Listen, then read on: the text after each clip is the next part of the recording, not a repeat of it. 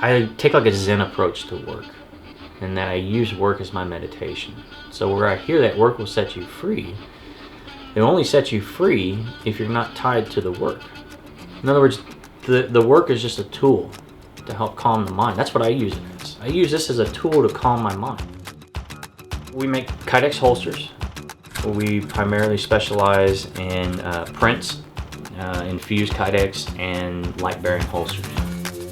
They are customers are law enforcement, so I would say it goes law enforcement, military, and then civilian, which we call patriots.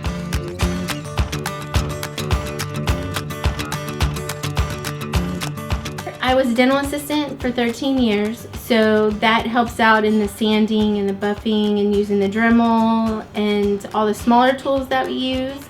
And it kind of transitioned over what I did in the dental office. You know, I kind of do those things here.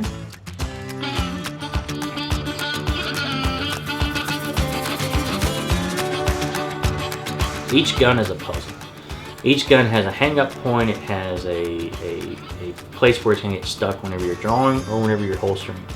So, you know, I kind of like that aspect of it in that we're problem solving. Because you also have people that have, hey, I've never been able to carry comfortably. You know, solving those problems is really what we're doing. You know, I grew up with a dad that was like, you know, we do our own stuff. So if we needed siding on the house, we put up the siding. I mean, hell, if we could have dug the pool, we would have put the pool in. My dad was always like that. So it's just been kind of something like we've always repaired our own cars, just done everything ourselves. And I've always been like that. Like if I saw something is not adequate, maybe I can improve on it. Well, I'll take the initiative to improve on it rather than waiting for somebody else.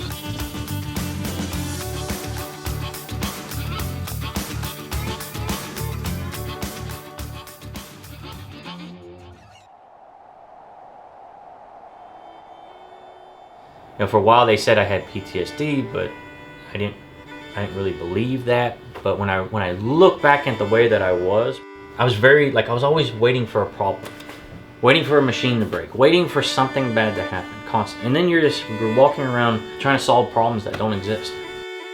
I had a lot of faults. I just get angry at shit, and I realized that the anger was because I thought I was in control of all these external things. What I've noticed is I'm not really in control of the majority of this shit.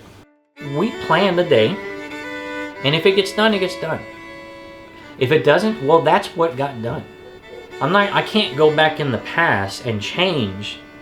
So why would I sit here and beat myself up saying, oh, I didn't complete enough. Oh, I should have done more. You try your best to complete it whenever you say you're going to complete it. So you make our plans, and we try and complete them, but if they don't get completed, we don't beat ourselves up. You know, if you would ask me a year ago, I'd be like, oh, we'd have a 55,000 square foot building, we'd be doing this many units. Now, I don't know. I know it's not encouraging. You have people, they want to hear things where it's like growth. You know, just always growth.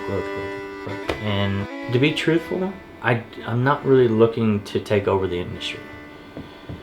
I'm looking to create something unique that can only really be found here, that somebody can hold on to and see it as a piece of art, more so than just a tool.